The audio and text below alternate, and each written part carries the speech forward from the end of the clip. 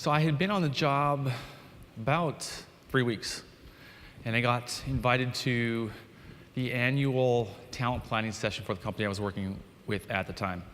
So I walked into a big fancy room where there was a big oval conference table, and at the head of the conference table was the president of the company. And he was flanked on both of his sides by some vice presidents, some directors, and some managers. And we were going through the annual headcount talent planning cycle for the next year. And essentially what the president of this company was doing was asking a series of questions. And so far, he was actually pretty happy. He had all the answers that he was looking for. All the managers and directors and VPs provided good responses to those questions. And he came around to his final question that was regarding a rotational program that existed at the organization for petroleum engineers. And the way that the program basically worked was it was a 5-year rotational program. And at the end of the 5th year, the candidates in this program were offered a full-time job as a manager. And the president of the company basically asked a simple question: how many candidates do we have entering into this program in the following year? And the vice president of talent confidently answered, I think we have about 50 people entering this year. So the president paused for a second and he asked, well, why 50? And the vice president was a little bit puzzled. First time that they had been thrown off by any of the questions, and he couldn't quite answer it, so he looked to his director, why is it 50 this year? Director started to panic a little bit, turned to his manager, why is it 50? Manager flushed, turned red. Everyone looked at me and said, why is it 50? Everybody turned to the room and said, why is it 50 to me? I had been on the job 3 weeks. I basically said, I don't know, I'm gonna have to go and do some analysis. So fast forward about 3 months, and we had another meeting, and the findings of the analysis were basically that number was 2 times too high, so we had too many people going through, right? But moreover, what we found was that attrition levels after the 4th year of this program increased by 6 times. So the probability of leaving after about the 4th year was greatly higher than the first couple of years. So what we effectively found out was that we were a breeding ground for our competitors in terms of talent, and we were suboptimal. And so obviously we made a lot of changes, but what clearly we learned from that lesson was, and what we take away from that lesson in this room, is that the importance of being data-driven and having a strategic workforce planning function in place is absolutely paramount if you're going to make any type of value-add decisions regarding your workforce. So my name is Ross Sparkman. I am the head of strategic workforce planning at Facebook. And so for the most part, what we're going to talk about today is how to develop and build a high-powered strategic workforce planning function. Before we do that, though, I want to talk about a few things. I want to talk a little bit about the role of data and decision-making in the organization for HR and why that's important, and then talk a little bit about people analytics and the people analytics maturity curve and sort of how that plays into developing and delivering a high-powered strategic workforce planning function. I love this quote: without enough data, you're just another person with an opinion, by Edwards Deming. Isn't that true, though? If I was to walk into a meeting and make the statement that I think that the commute times for people in our company that have commutes over 25 minutes are leading to dissatisfaction and lower engagement levels. Interesting. It's interesting you feel that way. If I went into that same meeting and I said, based on an analysis that we conducted, a statistical analysis that showed that for every 5 minutes additional commute time after 20 minutes, the probability of attriting increased by 8%, and engagement scores on our pulse survey decreased by 2 percentage points, with a statistically significant outcome in the analysis. Who would you believe, right? And so it's good to have intuitions, and that's where we can often develop some of our hypotheses, but to really be somebody that can be taken seriously in a meeting, you have to bring data to those meetings. Okay, you can't just be using your own intuition and gut. You can, but you should also bring data to the discussions. So I want to talk a little bit about why it is important for HR to be data-driven.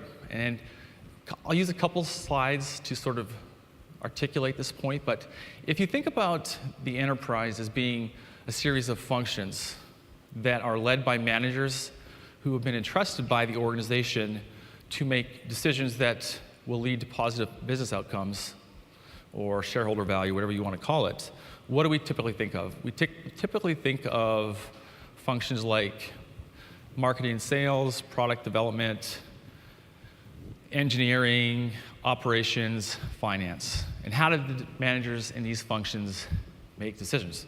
Well, usually two factors. They think about and use their intuition, their gut, their experience, their education, what they know has worked in the past, and often they do that to sort of form these hypotheses, which I just mentioned. But they also use data, of course. If I am a manager in a product development team and I have an idea for a new product, am I just going to go through the process of developing that product, or am I going to do some market research, understand the costs, material costs, who the target market is, what the adoption rate would be? Yes, to all those. And I'm going to use a lot of data to make that decision. And my boss and my boss's boss, my boss's boss's boss would expect that I would. HR, on the other hand, traditionally, until recently really, has not been held as accountable for making these data-driven decisions as some of the other functions. And as we've moved into this era of big data, where organizations now compete heavily on data to chip away at market share, to learn about customers, et cetera, it becomes increasingly important for every aspect of the company to make data-driven decisions, including HR, which is why more than ever, HR is seeing more of an emphasis being placed on being data-driven than in the past. Another way to think about this, and this is kind of more capitalistic to sort of bring home the point, is to sort of ask the question, what's the purpose of a company? Right? And this kind of relates to how HR can add value. What's the purpose of a company? Why does somebody start a business? Theoretically, and again, from a capitalistic standpoint, if I am starting a for-profit company, the purpose, and usually the reason, is because I wanted to increase my net worth, right? If I am then a big company, a publicly traded company, and I have shareholders, what I'm really trying to do is increase the stock price or the shareholder value, right?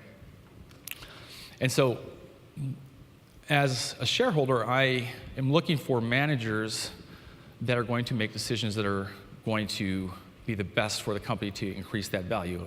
We're holding them accountable. They're responsible for that, in theory. So, as a manager, and if I am the CEO of a company, what then can I do to increase that shareholder value from a 30,000-foot view? There's sort of four kind of key levers that we can pull. First is through revenue growth. And this is what we talk about when we hear the term chasing next quarter's earnings. We want to see a steady linear growth path for our revenue, okay? The next is asset efficiency. Here what we're really talking about is figuring out a way to make our assets create value for the company. Our assets create more assets, which create more assets. And here in itself, when we think about what one of the biggest assets are for the company, what do we think of? Well, people. So for managing this asset efficiently, right away we're adding value. So that's one point right there for us, HR to consider. If we're making good people-related decisions, and they are one of the biggest assets, if not the biggest asset that we have, then we're adding value, okay? The next lever that we can pull as an organization to increase shareholder value is through investor expectations. And what we're talking about here is really just telling the story around how we're going to grow our revenue and manage our assets. How are we going to do that over the next 1, 2, 3, 4 years? We need to be able to confidently tell our investors and our shareholders how we're going to do that, okay? The final piece is through operating margins. And what this basically means is we're controlling our costs, okay, and growing our revenue. That linear revenue grew faster than we're growing our costs. Well, what are our costs? We have a bunch of different costs, but one of the biggest costs on the balance sheet is called our SG&A costs, our selling, general, and administrative costs. And guess where HR falls? Square dead center in SG&A costs, right?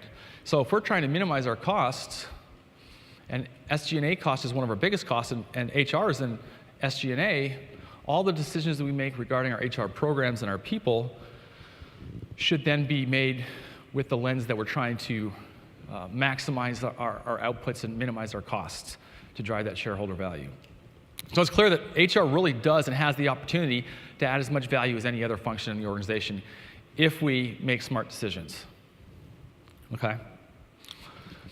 But it's one thing to be data-driven and be pushing that culture of data-driven decision-making. It's another to step into the scene and just be able to do it right away.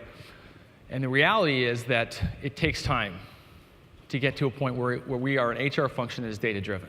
Okay? So I want to talk a little bit about the maturity curve and where a lot of organizations are in terms of getting to a point where they can start to really add that value. Typically what we see is basic reporting is the first sort of tranche on the maturity curve. And what that basically refers to is the organization being in a position where they're able to basically pull basic reports, learn a little bit about what's happening in the workforce, whether it's just knowing how many people you have in a certain function or in a certain location, and being able to report that out. And a lot of organizations are just there, and that's still adding value, but it's definitely fairly preliminary in terms of the journey. The next would be to move to a point where we're starting to automate a lot of those findings. We're developing dashboards. We're starting to develop a system and a process that makes it easier for managers to get into the data, slice it and dice it, and view different parts of the organization quickly and timely, and start to develop trends and metrics that can be assessed.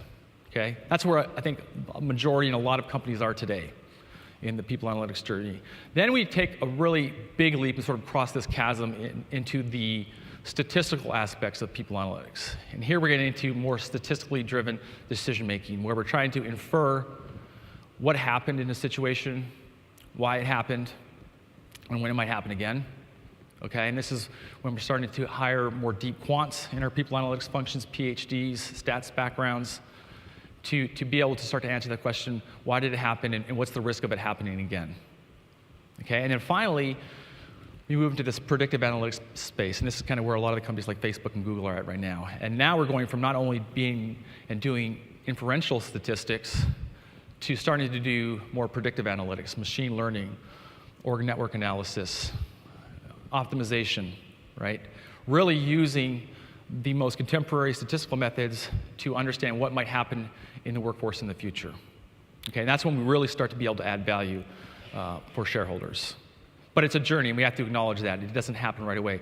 I'm going to use this as kind of the backdrop for a lot of the skills that we need to build a high-powered strategic workforce planning in terms of the sophistication level, so we'll come and talk about this in a little bit.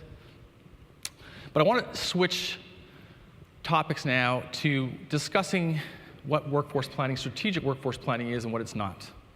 And then we'll talk about how do we start to build a strategic workforce planning function. When I think about strategic workforce planning, really what I think about is sort of two kind of key components. It's the current state of the current distribution of the workforce in terms of employee skills, actual headcount, where employees are located, diversity, experience level, everything that we could possibly imagine about the workforce, about our people, what that distribution looks like today. And then thinking about in the future, 3, 4, 5, 1, 6 months, what that distribution of skills, experience, people will look like, could look like, or should look like. There's some nuance there. Will, could, or should, right? And based on today and tomorrow and the direction that the business is headed, we want to be able to then develop strategies and plans for getting to that should look like state, right? Not the will, not the current trajectory, but how do we get to an optimized workforce state? That at the crux of what workforce planning is. There's a lot of different ways to get to that current versus future and developing that strategic outlook that could be defined as workforce planning. A lot of it, though, as I've mentioned, has to do with people analytics and data. And why it's so important, people analytics and data in strategic workforce planning, is that's really how we're going to understand that current distribution of skills and the workforce today and tomorrow. We need data points to be able to understand that. It can't be what I just described earlier about being somebody's hunch or intuition. It has to be quantified data, and we use people analytics to get that data and make those analyses. The next big component of workforce planning is what I call supply and demand planning. Okay, and this again kind of speaks to that gap, that current versus that future state that I talked about. What we're really talking about here is we want to understand what that distribution, what the supply of that distribution of skills and talent looks like internally today, and externally today, and what that will look like in the future. Okay, so we want to understand supply. We also want to understand demand, internally and externally. So what is the demand for these skills and talent from our company today? What will it be tomorrow based on our business and what's driving our business? Okay, so supply and demand, it's crucial. That's kind of the starting point. Then we want to be able to go and segment the workforce. And this really follows the Pareto principle to say that 20% of the workforce is driving 80% of the value. So where do we want to actually focus if we look across that distribution of skills to have the most impact? How do we segment our workforce so that we can analyze it in the most logical fashion and prioritize the way that we pursue developing and delivering value from our workforce? And then finally, we take all these outcomes and develop workforce strategy. And this is a workforce plan. This is where we actually put pen to paper and start to develop different tactics, programs, and strategies that we can use to get to that optimized view based on what we've learned. Right? So that's a really high-level kind of overview of what strategic workforce planning is. What it's not, however, and we need to acknowledge this, is a magic bullet. Okay? I think what I see happening sometimes in organizations is strategic workforce planning, people analytics are buzzwords, and a lot of senior leaders think that if they hire somebody with these skills or stand up some type of a strategic workforce planning or people analytics function, that all of the organization's woes will be solved, that there won't be any challenges or issues anymore, and it'll all happen within a day or two. The reality is, it's not a magic bullet. It's a commitment to a long-term process, and it's nothing that's going to happen overnight. Okay, so there has to be some acknowledgement that if we're going to do this, there has to be a longer-term commitment to it, and it has to be a commitment at the senior level, because it's not going to just happen overnight. It's also not a one-size-fits-all. I've just described some high-level frameworks, and I'll talk some more about some high-level frameworks, but at the end of the day, everybody's organization is different, and what matters for your organization might be different than what matters for another organization. So we can use some of these tools and frameworks to drive a discussion, but ultimately we have to make sure that the solution that we come up with is bespoke to our unique organization. It's also not something that's static. I think another big pitfall that organizations fall into when they pursue a strategic workforce planning function or plan is that they go through the process, develop a plan, then put it on the shelf and never revisit it, or only revisit it annually. It should be something that is revisited almost monthly, because the reality is times change, things change, and you have to reflect those changes in your strategic workforce plan. Okay? And finally, it's not something that is just an HR-only exercise. This is very cross-functional. It should be something that is done in collaboration with finance, with recruiting, with all other parts of the organization. So it shouldn't be a finance-only exercise. I probably personally spend more time with finance than I do with HR. So when you're building a good strategic workforce planning team, really think about how you can lay out the framework and the groundwork for making it a cross-functional team or effort. So I've been lucky to have worked with several companies where I stood up strategic workforce planning functions. I worked in the military, I did it for a long time there. And I also was a consultant and had the opportunity to help a lot of Fortune 500 companies set up workforce planning functions and people analytics functions in their organizations. And what I've learned through my time is that there's sort of 4 foundational pillars that we need to focus on, and that should definitely be in place if we want to build a high-powered strategic workforce planning function. Okay, the first is people, or the first is actually the vision, I should say. And I think we all know what vision really means. It's if we were to close our eyes and picture what success would look like for whatever we're trying to envision, what would that be? What would success look like? Okay, and that's what essentially we're trying to establish with our vision.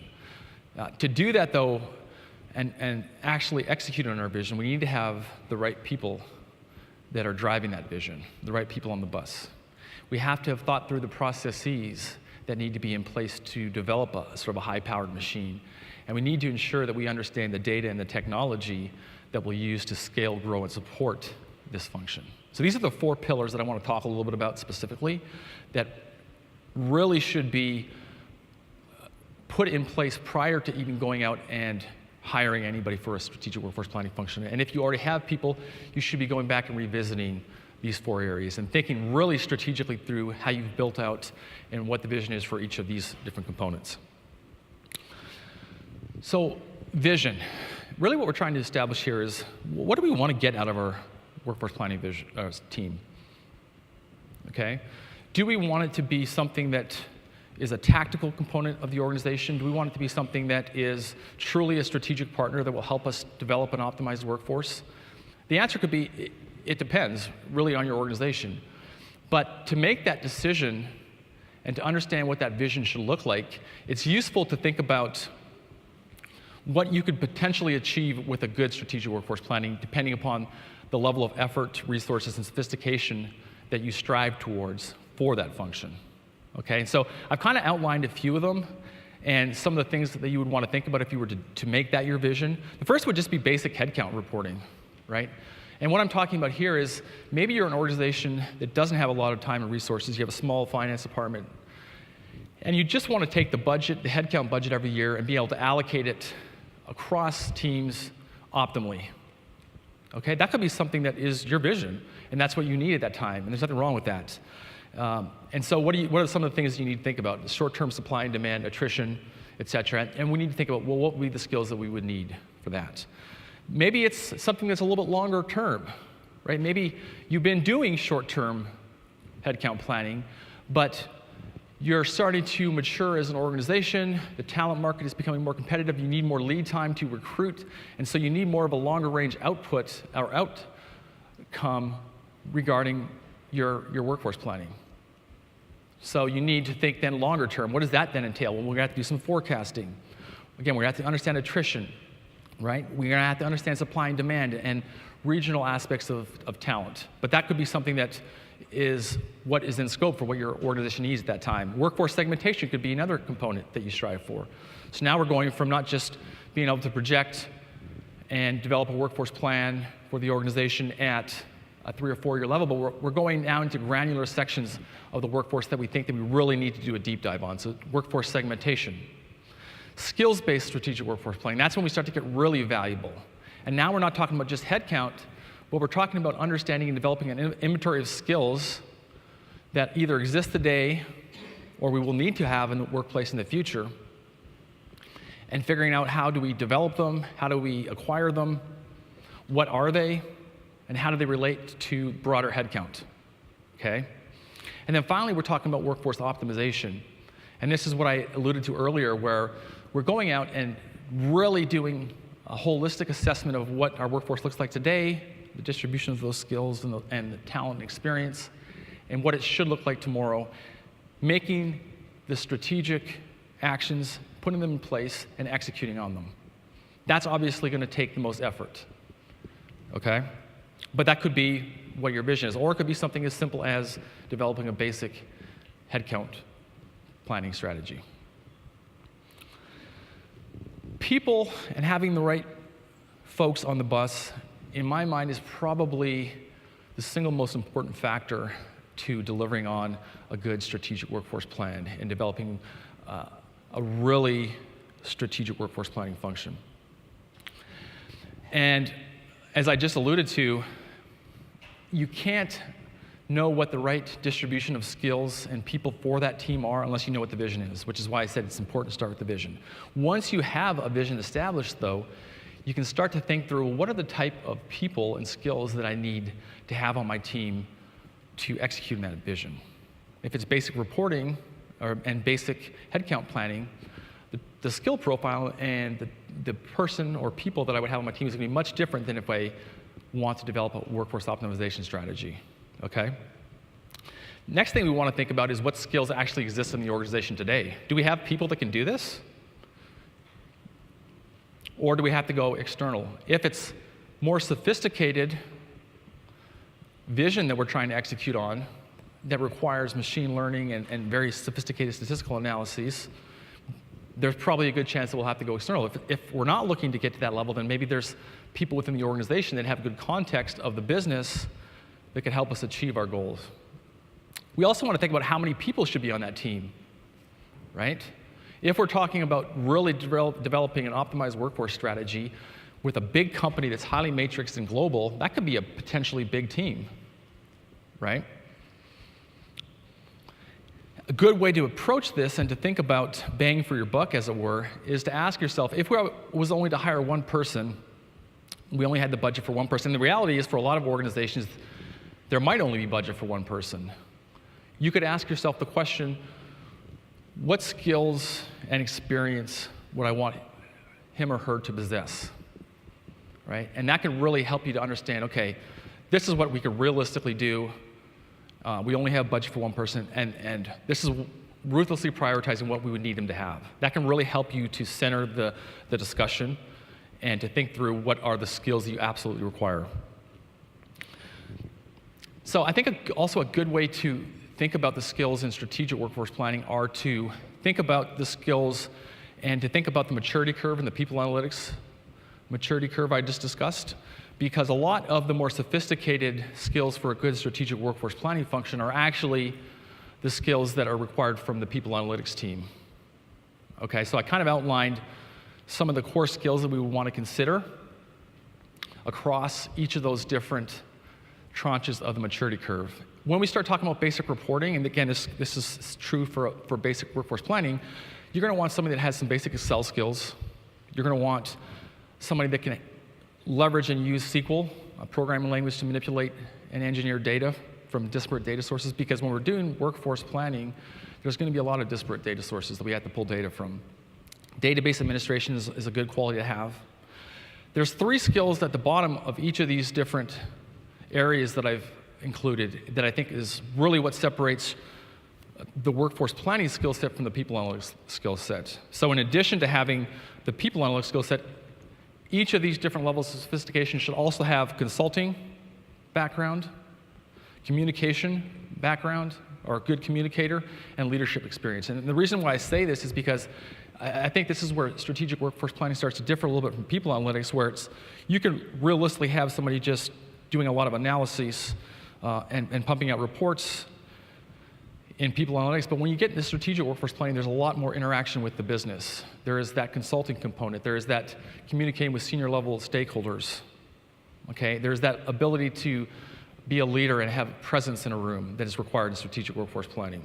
So you'll see that I have that as a skill set for all 3 of these levels of the maturity curve. When we get into this next level of maturity in workforce planning and people analytics, we want more of a business acumen. So somebody that is probably a little more senior, has ability to use dashboards and work with third-party vendors, because there's probably a pretty good chance that you'll be using some sort of external vendor.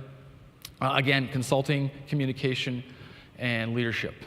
Okay? Then we start to get into the more sophisticated components of the maturity curve, and this is where we start to need a little bit more sophistication in our statistics and our technical background. We want somebody that can do a lot of programming in R, potentially SQL, Python. We want them to have data visualization skills. And then again, we want that consultancy and that leadership and that communication component. And then finally, we get into the most sophisticated level, where we want potentially actual data scientists in the role. Okay? And I'll talk a little bit about what I think a data scientist is here in a second, but we want somebody that can do ML, somebody that can do network analysis, really strong statistics background, R and Python. But then you also want that person to have consulting skills, communication skills, and leadership skills. And this could be a team, right? So maybe the leader of that team isn't your heavy quant, right? Maybe the leader of the team is somebody that is more of a business background, but he can leverage his team. But if you're looking at one person for your team, you only have the resources for one person, you would want to try to get all of these, which is obviously rare and it's difficult. Okay? I actually want to talk a little bit about what I define a data scientist to be, because I think that data scientists potentially are really good, as I define them, are really good roles in workforce planning. Okay? And how do I define a data scientist? I think traditionally, the term data scientist has really just meant somebody that is really good at programming and statistics, right? And a lot of organizations I see that, yeah, I'm a data scientist, I'm really good at programming and statistics, but I can't go in and talk to a senior level leader. That's not a data scientist in my book. A data scientist is somebody that has really, really, really good computer programming skills, really, really advanced statistics skills, contemporary statistical skills, so machine learning, not just traditional statistical skills, understands the data, and then most importantly, understands the problem. So this is where you need business acumen, right? A lot of so-called data scientists that I see are just pure programmers and statisticians that don't have business acumen, don't understand what they should be looking at, what questions they should be asking. But a real data scientist can go out and understands the problem, understands the questions to be asked, and is able to work with senior leaders in a consulting fashion. And that's what I call a data scientist. So full circle, computer programming skills, classical statistics, contemporary statistics, data architecture and engineering, consulting, and business acumen. And those two last are probably the most important. And that actually is a really good role in strategic workforce planning for getting to that, if you want to build a team that is moving towards an optimized workforce strategy. The challenge, of course, is that those are very hard skills to find in an individual. Let's talk about process now. You know, it's great if you have a great vision, you know exactly what you want to do with your strategic workforce planning function. You have all the people on the bus that you need. But if you haven't thought about the process and the processes that you need to execute on, you're not going to be able to scale your strategic workforce planning function. You're not going to be able to get momentum. So it becomes really important to think very tactically about some of the process implications of your strategic workforce planning functions. And again, it starts by asking yourself a series of questions. First, well, what's our vision, right? Again, because depending upon the vision for that strategic workforce planning function and what we want to achieve with that strategic workforce planning function, the types of processes that we implement could vary dramatically, right? Some questions that when we're crafting our process strategy are asking who is the consumer of the data, right? Who's actually going to be using this? Is this just something going to be data that's just used for the CEO, CHRO? Is this data that are going to be used by business leads, by HR people? Is it going to be used by everyone? What parts are going to be used by whom? Okay? Who's the secondary user of the data? Who's somebody that's going to want just ad hoc data? Okay? And then how do the consumers like to receive their outputs and their data and their recommendations? Right? Is it in slides? Is it in dashboards? Is it different depending upon who the stakeholder is? Have to really have this all mapped out, okay? And then prioritization, how are we going to prioritize how we're delivering service to these stakeholders? Is it CEO is top pri and then everybody else will just let them fight for it? A lot of people start these functions without thinking through this and are derailed by the lack of structure that can result in taking this approach. It's important to really think about this up front. So I've just outlined some things that you want to consider and some things you probably should stay away from. Establish a triage process based on the type of request. Okay? And then to that end, ensure that you have a prioritization methodology built into that triage process. I just kind of talked about this. How do we prioritize how we're going to deliver impact and results? Okay? I think it's also really important, and something that we don't do a lot of for some organizations, is following up with the stakeholders and the clients that we're working with on the request. Ensuring that they were happy with it and taking their feedback on areas that did not meet their needs. and capturing all of those insights, okay? How do we actually structure the analysis to align with the stakeholders' views of the world? If we're in a big matrix organization, the way that we define a software engineer in one part of the world could be different. So we have to ensure that we're using consistent language and that we have the data structured in a manner that is consistent for everybody. And this is why I was talking earlier about the importance of when we go and deliver some insights to have a good, solid understanding for our data. Continually measure feedback and solicit feedback. Go out there, you really need the feedback, you need to take it serious. Figure out what went wrong, right? Do debriefs, especially in the early going. Like, take that feedback. And establish metrics.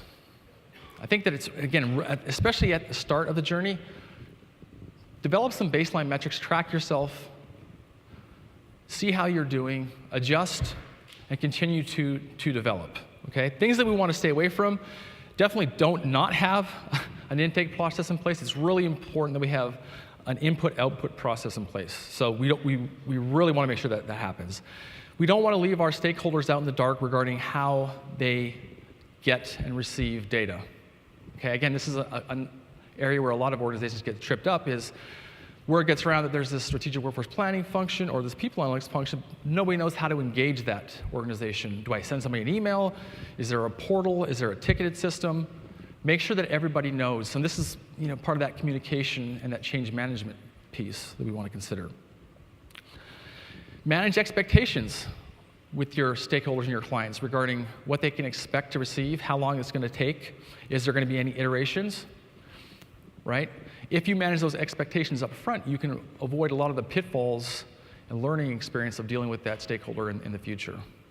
There's always room for error, and if you just come right out and are transparent with how long it's going to take, and if it's something that's unknown that there might be iterations, it makes things a lot smoother. Don't ignore the feedback that you get. If somebody does give you feedback, and there will be feedback, I can guarantee you that, listen, understand if it's a one-off event or if it's something that's systematic and systemic, and address it. Figure out how you can improve on it. And then don't operate in a function or silo. Okay, again, this is what I was talking about earlier about being cross-functional. I think a lot of these functions go out there and are just sitting in this little corner of the business somewhere and not getting out and being partners to the business. So don't do that. Avoid that. Okay? I want to talk a little bit about data and technology now. And first, the data piece. And I was talking a little bit about this earlier, but before I dive into data, and before I dive into technology, I really want to stress the importance of understanding your data and the structure of your data. Okay? And the reason why I think this is important for HRIS and when we're pursuing some type of a strategy like this is when HRIS systems were created for a lot of companies, there often wasn't the mindset that the data would be used for workforce planning and people analytics. It was more just a way of tracking. And so sometimes the data are messy, and when we go to try to use that data, they become a lot less useful because of some legacy stuff that happened in the past. So rather than going out and doing analysis where the actual data are correct according to the system, but don't reflect reality, and going through the process of analysis and presenting to our stakeholders only to find that it's not what's really happening in the world and losing all credibility, go through the exercise first of cleaning up the data and doing a data inventory and ensuring that the data that are reflected in the system are reflective of what's actually happening in real life. Really, really important. Then we want to think about technology. If we're going to really, truly scale and grow and deliver a good strategic workforce planning function, we want to have some type of technology strategy in place. We want to think about, and some of the things that we want to think about are the usability. If we do a tool, we'll kind of assume that we're going to deliver some sort of a tool to deliver insights here and to track and deliver workforce plans. How usable is it? Is it something that's simple, intuitive for our stakeholders to use if it's going to be a tool that's used by our stakeholders? Is it relevant? In other words, if it's an external tool, are the metrics in the tool and the data that are being shown in the tool relevant to the organization, or do they not make any sense in the context of what you're trying to achieve with your vision? Scalability, is it a technology that's scalable?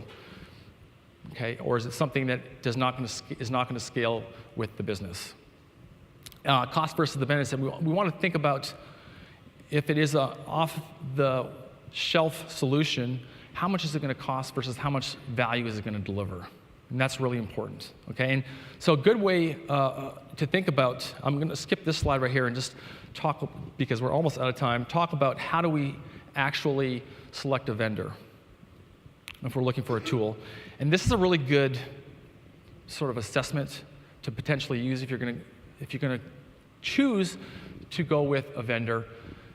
Ask a bunch of questions, rank those questions on what mean the most for your organization, and grade the vendor then based on how they perform against the criteria that you've selected. Does the vendor provide customization? Is that going to be important to your organization? Yes or no? Okay. How secure is the data? This is obviously a huge factor for a lot of organizations. Is the vendor secure in terms of their data? What sort of ongoing support and training will be provided? If you have a really small team and you're trying to leverage this technology and scale it, and you don't have a lot of context on how to use it yourself, are they going to provide support and training for you and your organization? How easy will the software be to integrate with your current systems? If you have a bunch of legacy systems that are still commonly in use, is this software solution going to be able to integrate with those systems? Will there be references provided? Right? We want to definitely ensure that if we're going to take blind leap of faith with a vendor, they provide some sort of references where we can ensure that they actually are delivering to other customers what they've promised to deliver to you. And then how long does it take to implement the solution? If you're trying for a quick fix and it takes 2 or 3 years to implement, times have changed so much by the time it's implemented, the world has changed. So step 1, bring it all together. What do we want to do? Well, we really want to develop a vision. Starts with the vision. We talked about different categories and potential areas that we could strive for in terms of a vision. We want to get that vision in place. Get the right people on the bus with the right skills, okay? Outline the processes in detail. Think about the data and the structure of the data, and then develop some sort of technology strategy for our final solution. Final tips and traps that I just want you guys to be aware of. Leadership is super critical and important. Ensure that we have leadership buy-in and support for any type of initiative we're embarking on. Consider starting on a pilot project if you are looking to get into strategic workforce planning. It doesn't have to be the whole enterprise-wide activity right off the bat. Data, talked about this. Ensure that the data are clean. And then patience, and knowledge that it's a journey and that it takes time, okay? So that is it right now. I don't know if we have time for any questions or not. I don't think we do. I also do have a book that I literally just released today called Strategic Workforce Planning that talks about a lot of this stuff. I think we might even have a booth here. I'm not sure. If not, just look for it online. It could be a super valuable resource if you're looking to take this journey. So thanks a lot, guys.